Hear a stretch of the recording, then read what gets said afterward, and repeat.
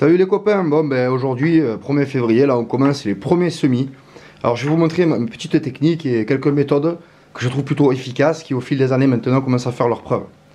Alors dans un premier temps je vous montre cette qualité de terreau là. Regardez bien. Vous voyez à la lumière du jour, c'est quelque chose de bien noir, quelque chose de plutôt humide. Alors ça c'est le terreau maison, fait à base de feuilles et des broyats que je vous ai montré dans le composteur. Pour vous prouver que cette technique est quand même pas mal, j'ai également acheté vendredi un sac de terreau normal du commerce, plutôt pauvre, hein, en NPK, histoire de dire que ça va pas brûler les graines. Et je vais le tamiser pour vous montrer la différence. Donc ça c'est mon terreau maison, une partie de mon terreau maison de cette année. Et on va tamiser, on va comparer. Alors par contre, une chose, quand vous faites ça, dites-vous bien que c'est du terreau pour faire la semis. On est en début de saison, donc désinfectez bien tous vos bacs. C'est pas le moment de créer ici une future fonte de semis ou des attaques à l'intérieur du terreau. Donc désinfectez bien tout comme il faut. Vous voyez ici j'ai une bassine que j'ai totalement désinfectée. Je vais transférer ce terreau là dans la bassine. Je vais aller chercher donc du terreau industriel. Et puis je vais vous montrer la différence avec le terreau maison. Donc j'avais déjà un sac, car je mets mes écorces à l'intérieur. Voilà ce qui reste à la fin. À la fin, il reste juste la litière qui va pas être super tip top pour faire germer. Donc cette litière là, c'est idéal pour mettre dans vos pots de fruitiers dans le fond. Hein, donc c'est du bois, c'est du reste de broyat avec beaucoup de fibres en fait. Hein. Donc j'ai tamisé et vous avez vu que pour un gros tas comme ça, j'ai à peine le fond d'un sac. Il n'y a pas grand chose en déchets. Allez, maintenant on va aller chercher un terreau industriel, on va voir la différence. Donc voilà, je viens de transférer le terreau. Alors, petite information, ces premiers semis, c'est ceux qui vont rester le plus longtemps dans des godets. Premièrement, godet 7-7 et ensuite godet en 9-9, voire 10-10. Donc, on va essayer, étant donné que ce terreau, c'est du terreau maison, pauvre, on va essayer de l'enrichir un petit peu après la montée. Donc, une fois qu'elles ont levé les graines et qu'elles commencent à faire des racines, on viendra nourrir très light avec un peu de lombrité. Et ensuite, si possible, les plantes vont descendre dans le fond du pot, les racines vont descendre dans le fond du pot et vont venir grignoter l'espèce de petite roche volcanique soufflée que je vous ai montré, donc la perlite. C'est pour ça que dans les premiers semis, je rajoute de la perlite parce que c'est des pots qui vont rester longtemps. Il ne faut pas que les plantes rentrent en carence. Donc ça, ensuite, je ne le ferai plus avec les prochaines semis du mois de mars, par exemple, avec des tomates. Ça va très vite les tomates, donc il n'y a pas besoin qu'ils restent pendant 2 mois ou 3 mois dans les pots. Donc je vous ai déjà présenté ce bac que j'avais acheté chez Bomo, j'ai payé ça je crois une quinzaine d'euros, une quinzaine d'euros, je ne me rappelle plus. Il est vraiment ultra pratique, vous voyez il fait presque 1 mètre de large, il est très grand. Et donc vu que j'ai commandé des graines, dans les frais de port ça m'a été bien pratique. Et je n'ai pas trouvé ce genre de bac en dessous de 40 voire 50 euros dans le commerce. Voilà, alors maintenant je vais aller chercher ce que je vous ai dit, le fameux petit terreau industriel. Aussi autre chose, je vais vous montrer ça. Vous voyez c'est un tamis, tout banal. Il n'y a plus la taille. Ah, c'est dommage, il n'y a plus la taille. Donc vous voyez à peu près la taille de la maille. Hein, ça fait à peu près 2 mm. Quand vous achetez ça, instantanément, vous mettez du silicone, le pistolet à colle. Là, hein. Il n'y a aucun problème, il n'y a pas de contaminant dedans. Et vous en faites le tour complet de partout. Sinon, il va sauter. Hein. Votre tamis va finir par sauter. Voilà, donc vous collez ça de partout autour, c'est un conseil. Et là, ça sera durable et vous le garderez beaucoup plus longtemps. Allez, je vais chercher ce sac de terreau et puis on continue sur cette petite vidéo. Bon, alors voici ce fameux terreau, dont je ne vais pas rentrer dans un débat sur la maison AlgoFlash ou quoi que ce soit, je ne les connais pas du tout. J'ai pris le premier qui m'est venu sous la main, qui me semblait à peu près correct, utilisable en agriculture biologique, 15 centimes d'euros le litre. Et quand on regarde ici, matière sèche 38%. Et quand on regarde aussi, bien sûr, bon, il y a quelques engrais dedans. Donc on va les retrouver ici, vous voyez, c'est quelque chose d'assez faible. Donc on a quand même plus ou moins d'azote. Et quand vous regardez, c'est quand même faible comparé à un terreau pour faire du rempotage de fruitiers, des choses comme ça. Voilà. Parce que là, on veut faire une montée en semis. Donc c'est pour ça que j'ai pris celui-ci. Donc il est fait à base de, je vous montre la composition de celui-ci, que je trouve pas forcément dégueulasse. Tourbe de sphaigne, du compost, fibre de bois et de l'engrais, alimentation nécessaire aux plantes pour une... On ne sait pas d'où ça vient ça, hein. À noter toutefois, on ne sait pas d'où ça vient. Donc il ne faut pas prendre les premiers prix, parce que là si vous voulez avoir des fontes de semis, prenez les premiers prix là, les sacs qui sont tout blancs à 2 euros là, vous êtes sûr d'avoir du produit de fosse septique avec des catalyses à l'intérieur, un truc et des petites billes là de partout. Et vous êtes sûr et certain que vous allez foirer vos semis. Donc je prends celui-ci, pourquoi? Parce qu'avec déjà quelques années que je connais, hein, j'ai pas toujours fait mon terreau et ça fait juste depuis que je suis ici à cette micro-ferme que je peux faire mon terreau. Vraiment en quantité, donc c'est pour ça que j'en achète plus, mais il y a quelques temps en arrière j'ai acheté ce genre de produit sans aucun problème. Donc c'est pour ça que je vous présente cette petite technique. Donc voilà, c'est Algo Flash, hein, je sais plus où j'ai acheté ça, j'ai dû payer le sac, je sais plus, j'ai dû payer ça 5 €, quelque chose comme ça. Allez, on va l'ouvrir et on va voir ce qu'il y a dedans. Hein. Donc c'est 40 litres pour 15 kg. Allez, c'est parti. Voilà, je viens de l'ouvrir et je vous montre ça pourquoi. Qu'est-ce que vous voyez là? Vous voyez des mycéliums. Hein, c'est pas du pourridé, hein, c'est pas de la pourriture, c'est des mycéliums. Pourquoi? Car dans la recette, nous avons vu à l'instant qu'il y avait donc de la litière de bois de forêt. Donc obligatoirement, c'est ensemencé. N'allez pas acheter des terreaux spéciaux semis à 10 € le sac, voire même à 60 centimes le litre, parce qu'il y aura marqué dedans ajout de mycélium ou de mycorhize, etc. Vous voyez, un terreau à 15 centimes le litre, ça fonctionne parfaitement. Donc voilà, on va maintenant... Donc maintenant on va commencer à l'ouvrir pour sortir cette matière et le mettre dans le tamis et voir ce qu'on arrive à obtenir. On sait déjà qu'il y a au minimum 30% de déchets de type bois, enfin de fibres, hein, ce qui n'est pas bon pour nous, pour nos petits semis. Bien évidemment, on peut le mettre en fond de pot, hein, pour quand les racines vont aller dedans, on peut s'en servir après plus tard. Mais sur le dessus, pour faire germer, pour une meilleure germination, il faut éviter les déchets. Donc il faut vraiment éviter que les graines soient gênées et par des fibres ou des choses comme ça. Vous voyez, c'est quelque chose d'assez compact, c'est dur, donc je sais pas comment je vais me débrouiller, j'ai plus trop l'habitude. Mais quoi qu'il en soit, je trouve que cette qualité est quand même pas trop mal. Donc à nous de voir maintenant ce qu'il en est une fois qu'on a tamisé. Donc nous y voilà. Très riche en fibres. Hein.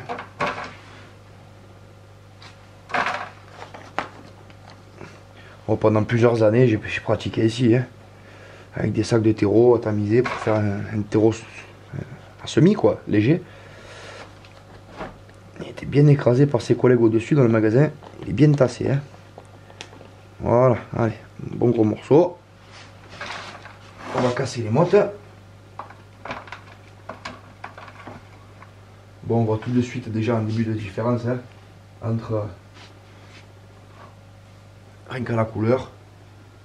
Ouais, l'ombre ça le fait pas trop. Voilà. Vous voyez, terreau maison, terreau indus. Hein, voilà.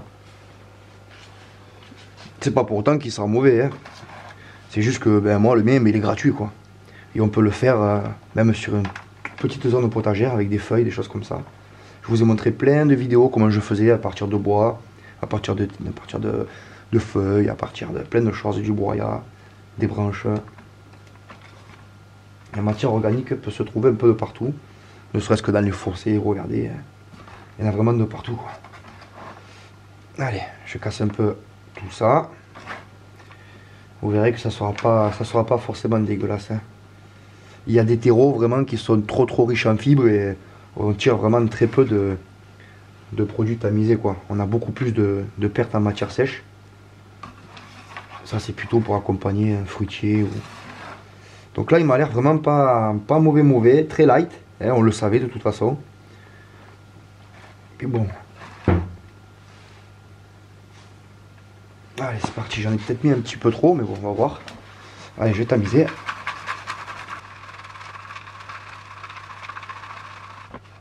On recasse un peu les mottes. On sent déjà une odeur là.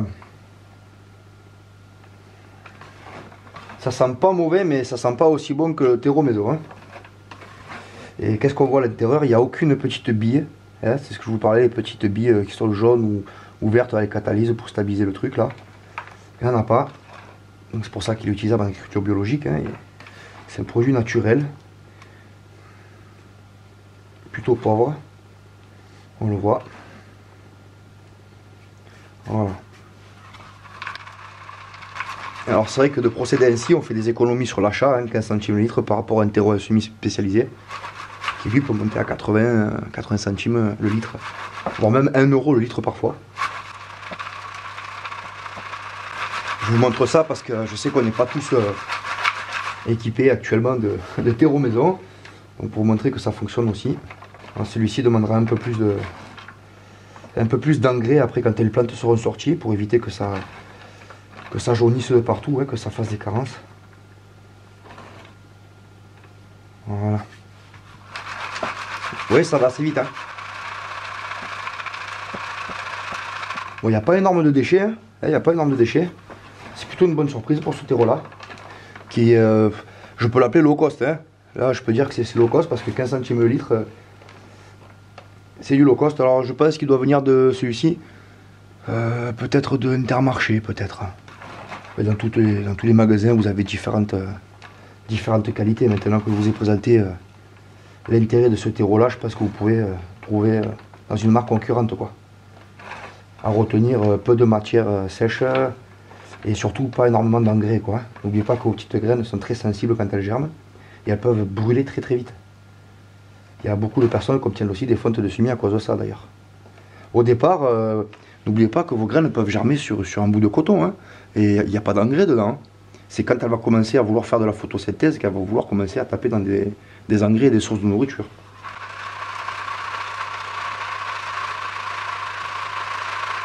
Bon, il est également beaucoup plus sec que le mien. Bon, le mien est dans un composteur. Vous avez vu les vidéos. Hein. Mais ça fait un peu de sport, mais bon, c'est la santé, quoi. Voilà, on commence à arriver sur du déchet. Vous voyez, quand je fais ma pépinière, par exemple, que je plante mes noyaux, dans le pot, au fond, c'est ce genre de choses-là que je vais y mettre. Comme ça, ça va permettre de drainer comme il faut. Alors, comparons les déchets que j'ai obtenus avec mon propre terreau et les déchets qui sont là. Donc voilà, là on voit, il y a du broyat, c'était du broyat, et là on voit, il y a de la sphaigne, des choses comme ça. Donc ça va être presque un peu similaire, sauf que là, bon, il y a des gros morceaux de bois, si on regarde bien, que là je n'ai pas. Hein. C'est beaucoup plus fin chez moi là. En même temps, c'était un terreau qui était très avancé, qu'on avait lancé l'année dernière. Donc le résultat est quasiment presque un peu similaire, bien que les déchets soient plus petits ici. On s'en fout, c'est que du détail. Donc tout ça, je le prends, je le mets dans mon sac à côté. La couleur n'est pas la même. Ouais, la couleur n'est pas la même aussi, c'est plus clair là. Alors maintenant, comparons bien ce qui est comparable. Je pense que ça c'est dû à la tourbe, non? La couleur un peu marron. Ouais, c'est ça, c'est ça.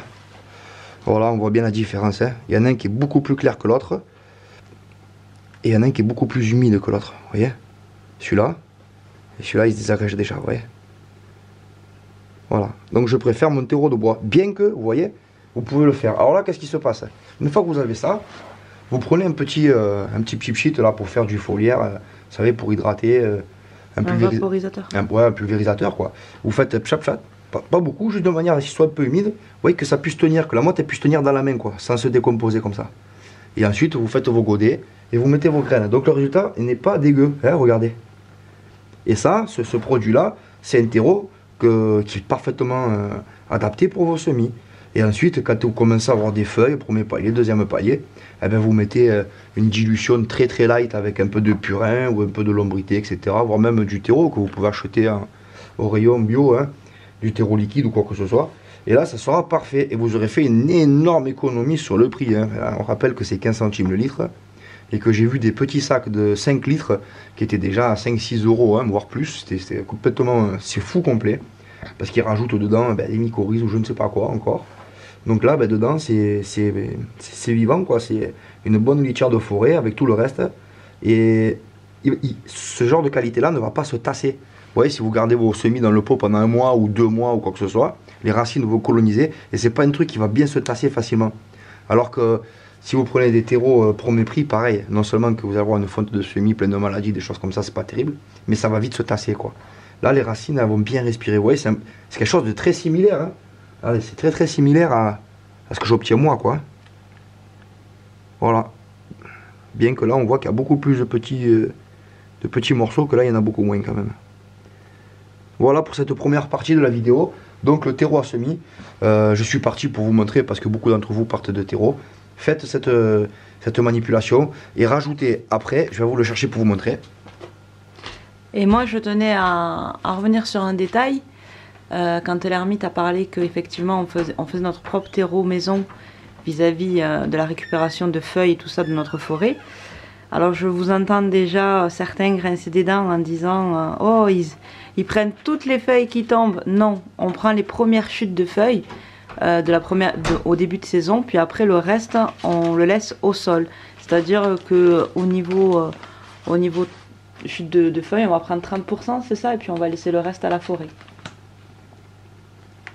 Il faut pas être trop gourmand. Si on cherche l'équilibre, c'est un peu comme tout dans la vie, il faut prendre avec parcimonie. Donc là, ça c'est la perlite, je vous l'avais déjà présenté, c'est la roche volcanique soufflée. C'est il n'y a que 5 litres, il y a vraiment peu. Alors ça, c'est quelque chose où les plantes vont pouvoir venir se nourrir sur le moyen terme, c'est-à-dire sur 2, 3, voire 4 mois de godet. Après rempotage, parce que les racines, il faut éviter le chignon. Il faut en mettre très peu, je vais vous montrer le dosage. On peut dire que c'est bien fermé. Donc là, grosso modo, tu dirais que tu as combien là, par rapport au dosage que tu vas mettre? Là déjà, j'ai à peu près, grosso modo, j'ai presque 5 litres là, à peu près. Pas loin, je dois avoir 3-4 litres, ouais 4 litres. Et voilà un peu ce que vous en mettez. Et voilà, pas besoin de plus. Il suffit qu'il y ait 5-6 graines par godet, ça suffira largement. Voilà, et ça va se libérer petit à petit, ça va s'oxyder. Et puis ça va donner un peu de richesse pour accompagner vos plantes. Et ça, ce qui est bien, c'est que c'est pas libéré instantanément. C'est au fur et à mesure des arrosages. Du coup, il y a le temps d'avoir les racines et tout, ça peut pas brûler vos cultures. Donc je vais le mettre dans celui-ci qui est plus pauvre. Et je vais aussi en rajouter dans l'autre à côté. D'ailleurs, on va les mélanger tous ensemble. Parce que pour moi, ce sera exactement la même. De toute façon, c'est ça que je l'ai maintenant. Donc, je vais le passer. Revenons-y un peu là, regardez. Regardez un peu le mycélium là. Vous voyez dedans? Donc quand je dis que c'est pas un mauvais produit, c'est que c'est pas trop de mauvais produit quoi. C'est pas vilain. Après, bien sûr, je suis pas là pour faire de la publicité. J'ai aucune action nulle part. Je sais très bien qu'on peut acheter des terreaux maraîchers, on peut acheter plein de choses comme ça. Oui, je suis d'accord. Moi, je pars pour l'autonomie du faire soi-même et une économie maximum d'argent, quoi, si possible, quoi. Voilà pour la qualité terreau. Ben, maintenant, on va passer à l'étape semis, parce que sinon, cette vidéo va encore durer 2 heures.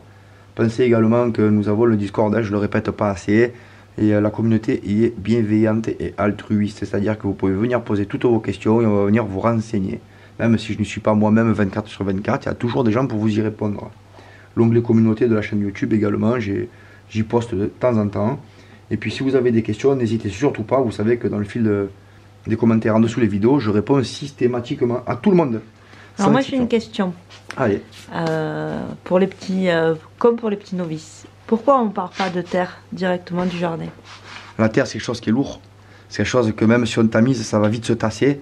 Et on a déjà fait des expériences. C'est vrai que bon, il y a beaucoup de graines. Donc ça repart après sur des graines extérieures qui sont endémiques.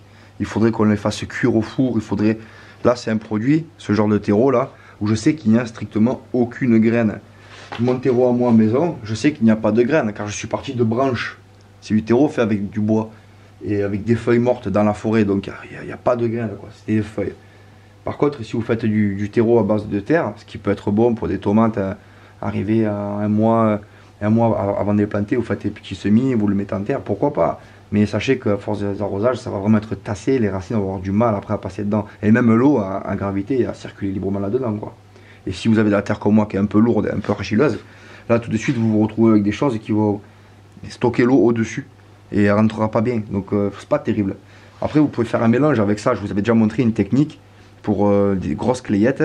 On était parti avec du sable, un tout petit mélange de sable, un mélange de terreau, etc. Cette année je renouvelle pas parce que j'ai pas de sable et parce que le sable a tendance à venir me tasser quand même pour les premiers semis. Les semis du mois de mars-avril qui vont pas rester très très longtemps en godet, pourquoi pas, ça fait gagner de la matière en terreau. Mais des semis qui vont rester 3 mois ou 4 mois dans des pots, à fur et à mesure de rempotage, donc c'est des choses longues. Hein. On va faire des artichauts, on va faire quelques légumes que je vais vous présenter après. Hein. Donc voilà pour cette première partie, et je suis plutôt satisfait du résultat de ce terreau là. J'ai eu peur de tomber vraiment sur un truc horrible, parce que je connais pas cette marque là. À l'époque où j'étais encore dans le sud de France, c'était ce genre de produit là qu'on avait. Ouais, vous voyez, c'est ce genre de choses là. Terreau plantation quoi, poussaxieux. Alors je garde ce sac pourquoi? Parce qu'ils sont perforés en bas et que du coup je peux garder mes écorces à l'intérieur. Je dois avoir 6-7 sacs comme ça. pour mettre mes écorces dedans. Et ça me permet de faire ma pépinière quand je mets en pot, en fait, tout simplement, quoi. Oui, parce que dedans, le nutriment est quand même conservé. Oui, c'est conservé, et puis il y a l'humidité qui fait que ben, dedans, ça va rester un peu humide, ça va continuer à se dégrader. Je pourrais même, d'une année à l'autre, récupérer ce produit, le retamiser, récupérer encore du terreau, quoi. Et tout ça, c'est pas mal, parce que ben, ils sont percés, ventilés, vraiment très costauds. Celui-là, je l'ai depuis au moins 5 ans, quoi, si c'est pas plus, quoi. Vous voyez, il est encore là, et des sacs comme ça, j'en ai une dizaine. Voilà. J'ai oublié de signaler que ces déchets, ces plaquettes là, ces restes de bois, ils servent également dans les litières du chat. Donc je mets des choses très absorbantes, comme ces petits pellets de résineux hein, qu'on chauffe, on chauffe au bois, je vous l'avais déjà montré. Mais je rajoute aussi également des petites écorces. Et là, le chat par contre, il se régale. Parce qu'il y a des bonnes odeurs pour lui. Il faut pas trop en mettre, parce qu'après, ça sera plus trop absorbant. Et ça, ben, il n'y a plus qu'après à le laisser et on le jette directement au jardin, ça se décomposera et on pourra venir y planter des bulbes. Voilà, ça c'est vraiment absolument génial pour le chat. Bon voilà, maintenant que cette étape est faite, vous voyez ça fait une sacrée quantité de terreau. Je vais commencer à mettre mes petites billes blanches. Il n'y a pas besoin d'en mettre des tonnes, je vais mettre 2 poignées, ça suffira largement. Et donc je pense qu'on se retrouvera demain pour le semis parce que là ben... on va aller manger, puis je vais aller rejoindre le copain sur le Discord. Donc je vous dis à tous, écoutez, bon appétit ou bonne soirée, à tout de suite. Voilà, après je ne suis pas non plus là pour débattre de l'utilité ou non de la perlite. Moi je procède ainsi depuis longtemps. Il y a beaucoup de maraîchers et d'horticulteurs qui procèdent ainsi. Donc c'est vrai que je suis quand même assez content de ce petit résultat là. Voilà, ça donne quelque chose qui va être vraiment sympa dans mes godets. À chaque fois ça sera une petite poignée par godet. J'ai de quoi faire à peu près 200-300 godets pour ce premier jet. Ce qui suffira largement. Et on remettra donc en service le rack à néon, le rack à semis qu'on a fait l'année dernière, que je vous ai déjà présenté dans plusieurs vidéos. Alors je vais vous montrer la technique de semis la plus rapide du monde. Du moins pour remplir les premiers... J'ai qu'une main, donc désolé si ça filme pas tip top. Voilà. Bon normalement j'ai 2 mains, hein, mais bon. On va essayer de le faire comme ça. On va faire un tas au milieu.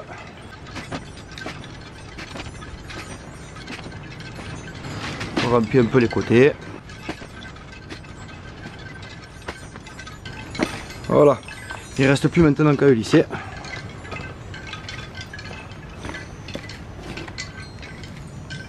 On appuie un tout petit peu à peine, hein, de manière à tasser un tout petit peu les alvéoles. Mais pas beaucoup, hein, vous voyez.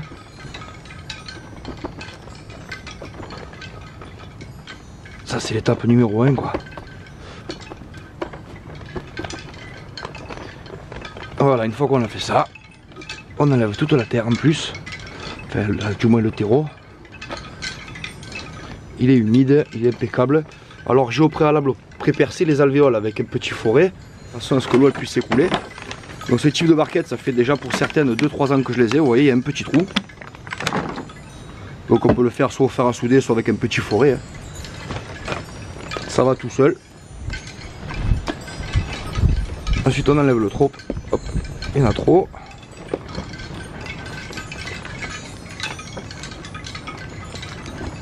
On remet les barquettes à leur place.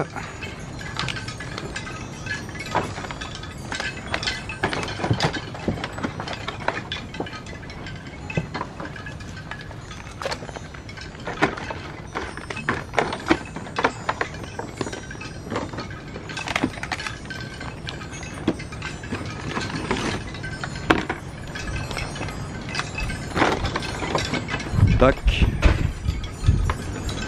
Puis on prend ça, on le remet dans le sac à terreau et on recommence. Voilà, ça prend juste quelques secondes. Alors ça c'est le kit démarrage pour les semis. Hein. Dès que ça commence à lever et que ça a un premier petit palier de feuilles, hop, instantanément je vais le repiquer dans des godets. Donc là l'avantage c'est que j'ai juste à mettre de l'eau en dessous. Comme ça tout sera arrosé, j'ai pas besoin de m'embêter à venir faire alvéole par alvéole. Ça c'est vachement pratique. Donc ça c'était un produit que j'avais acheté, je sais plus, je crois que c'était Parkside, je sais plus du tout, je l'avais présenté dans d'autres vidéos. Donc le truc qui est vraiment pas cool avec ces petites serres là, c'est que le dessus en plastique, ben, au premier soleil en fait ils fondent tout de suite, hein, donc je peux même plus les réutiliser. Bon là ça va, c'est pas trop grave, je fais des semis d'intérieur donc c'est pas dramatique. Mais bon sachez-le, quand vous achetez ça, ça craint énormément le soleil. En fait il y a du noir, avec le transparent dessus, et en fait ça chauffe et ça fait tout fondre quoi. Même que ça chauffe pas, j'en sais rien, mais en tout cas ça fond très vite. Voilà, quand je vous dis que ça fond, voilà ce que ça donne. Hein. Ça a fondu, il y en a d'autres qui ont fondu, je vais vous montrer.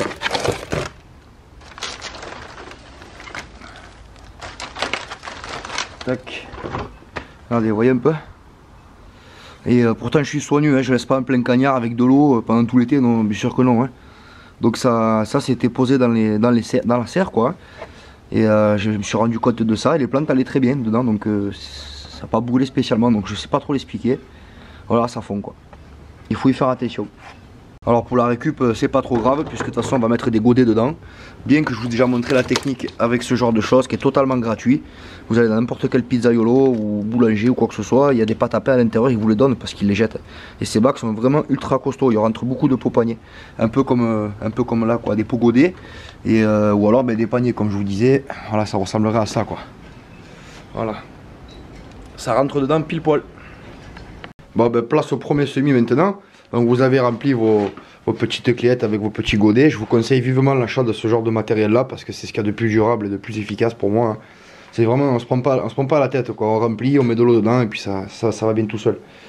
Donc regardez tout ce qu'il y a à semer là pour février quoi. Hein. Donc on part sur du chou, on part sur du piment, on part éventuellement aussi sur beaucoup de choux, du chou-fleur, des cardons, vous voyez, rouge d'Alger, bardane géante, artichaut, encore une fois, bon là j'ai pris du vert de Laon que je n'avais pas ici, du gombo pour essayer, hein, donc c'est une nouvelle variété que je vais introduire ici au jardin. Bon, piment de Cayenne comme chaque année. Alors pourquoi? Moi j'ai déjà mon piment qui est juste là, et c'est pour en revenir un peu sur la génétique de base, parce que vu que j'ai fait des poivrons, des choses comme ça, ils étaient un peu gros cette année les piments de Cayenne. Salsifis mammouth. Après on va faire du scorsonère. Tout ça ce sont des graines reproductibles, hein, je dis bien. Donc le poireau bien sûr, ce sera en pleine terre, avec le poireau qui est ici. Puisque je n'ai pas fait mes propres semences de poireau cette année. Poivron d'Ampuis, ma génétique à moi n'était pas bonne, donc je l'abandonne. Les poivrons n'ont pas été super cette année, donc je repars à neuf. Et on va aussi faire du souci comme on va faire. Donc ça c'est... Les soucis c'est dans une espèce de grosses plaques avec des toutes petites alvéoles. Donc vous voyez là pour le début février, il y a quand même pas mal de choses à faire. Je sais pas chez vous, mais moi les poules ont repris à pondre. Donc ça c'est un œuf de poule naine. Hein. Voilà. Donc comment je vais m'y prendre? Je vais venir poser la graine dessus. Donc je vais en mettre 2 par alvéole pour être sûr qu'il y en a un qui lève. Ensuite je vais venir l'enlever. Je mets un coup de pchit, mais vite fait, hein, tac tac, rapide, parce que c'est déjà humide. Et ensuite je l'enfonce avec, hop, à peine un peu, avec le cul d'un stylo, à peine un peu, clac, voilà. Comme ça après je vais recouvrir légèrement, je remets un coup de pchit, et puis ça part au chaud.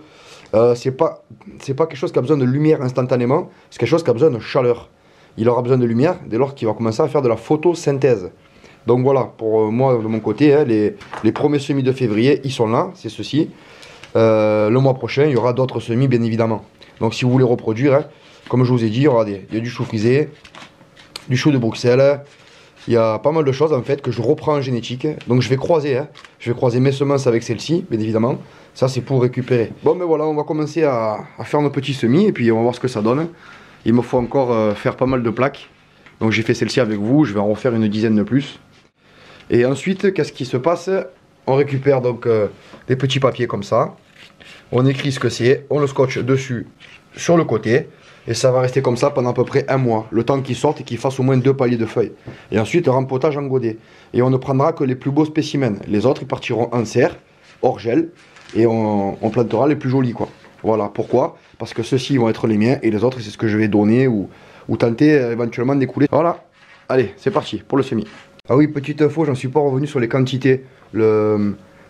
Le composteur au bois qu'on a fait l'année dernière, donc il y a une contenance, si je ne me trompe pas, de 600 litres, m'a déjà donné 200 litres et il est rempli à moitié, donc il me restera encore 200 litres à tirer. Donc dans un seul composteur, j'ai pu en tirer presque 400 litres de terreau. Voilà, le reste, c'est ce que je vous ai montré, hein, que je tamise là et que je jette soit dans la litière du chat, soit que je mets dans des fonds de pot pour les fruitiers. Maintenant, place au semis, regardez, on fait juste à peine une petite empreinte. Tu vois, elle est là bas, regarde, hop. On fait une petite empreinte donc au stylo. Il faut attention de bien voir où sont où sont les petits godets, parce que c'est vrai que quand on recouvre comme ça on a du mal à le voir, histoire que ce soit à peine un tout petit trou de 2 mm, mais que ça lève le plus vite possible, comme ça après on pourra les mettre sous néon. Donc là pour le moment je vais les mettre sur le plancher chauffant, enfin j'ai le poêle avec le plancher au dessus, du coup ça va chauffer. Elles ont besoin de chaleur pour sortir, et ensuite on mettra de la lumière. Donc je mets 2 petites graines par trou, et on sélectionnera le plus beau des deux, parce que bon, avoir 24 petits plants qui se lèvent là, après il faut les mettre en des godets, ça prend beaucoup de place si vous en faites plus, et on n'a pas besoin forcément de plus. 24 ça fait déjà presque 12, un peu plus de 12 mètres. Voilà, donc on continue le travail. Voilà nos petits plateaux 24 heures après le semis. Donc ils ont passé un petit moment là au sol avec le chauffage. Et là maintenant ils sont chauffés par en dessous via les 2 néons. Voilà, qui consomment toujours beaucoup moins que si j'avais dû mettre une nappe chauffante tout du long. Donc là si on met la main juste en dessous, là on se rend compte que c'est tiède. Donc il y a 22, ouais, peut-être 23 degrés, quelque chose comme ça quoi. Voilà, et dès que ça va commencer à sortir, à germer, ça ira juste en dessous à la lumière. Donc voilà pour cette partie semis, vous savez ce qu'il vous reste à faire. Moi j'hydrate avec un chip sheet, comme ça évite d'en mettre de partout. J'ai percé les petits godets, là, les petits pots par en dessous au cas où il y a trop d'eau. Et surtout quand ils vont commencer à sortir, au moins je pourrai arroser directement par la barquette. L'eau remontera par capillarité. Voilà les copains, bon, ben, je vous souhaite de joyeuses semis et je vous dis à très bientôt. Ciao ciao. Ah oui, je rajoute aussi cette information là pour tout ce qui est grosses graines. Et si vous voulez accélérer leur germination, ben, n'hésitez pas à les tremper pendant 24 heures. Voilà, vous prenez une eau en bouteille ou une eau du Berquet et ça ira très bien. Ça accélère ainsi la germination. Vous voyez, moi j'ai mes étiquettes sur le côté là, comme ça, tout est visible. Et ici, on fait des semis que j'ai mis sur espèce de mouchoir. C'est des semis directs de physalis. Donc c'est assez dur de sortir les graines. Donc je les ai frottés sur un papier. Et c'est le papier en direct que j'ai mis là. Donc on verra d'ici une dizaine de jours qu'est-ce qu'il en est. Et je reviendrai en vidéo vers vous dès que ça va commencer à sortir. Donc ça c'est les premières rotations. Hein, et puis beaucoup d'autres vont s'enchaîner. Bon voilà, on l'a mis à humidifier. Donc vous avez vu, on a juste humidifié un peu les barquettes. C'était avant-hier. C'était chauffé par en dessous avec la cheminée. Et maintenant, bon, ben, ça a commencé à germer. Hein, il suffit juste de regarder les alvéoles. Donc j'ai rempli d'eau la barquette. Ce qui fait que ça va améliorer le chauffage. Et j'ai allumé également. Parce que maintenant, on va commencer à pointer le bout de leur nez. Voici pour ce premier jet. Et on est toujours sous lampe économique. Comme je l'ai expliqué l'année dernière. Vous pouvez regarder la vidéo. Comme ça, vous connaîtrez le coût journalier.